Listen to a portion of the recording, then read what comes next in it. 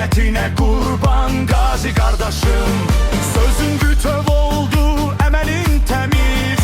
Səndə vüqar gördük, həm də silsiləyiz. Düşmən qarşısında əyilməyən diz. Qeyrətinə qurban qazi qardaşım. Dözümlə qarşıla gələn hər anı. Rəbbim özü versin sənin şəfanı. Gözləyik sizdən gözəl müjdanı. Qeyrətinə qurban qazi qardaşım.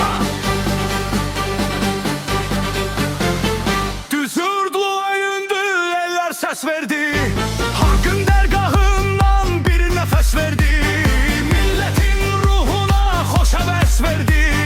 Qeyrətinə qurban qazi qardaşım.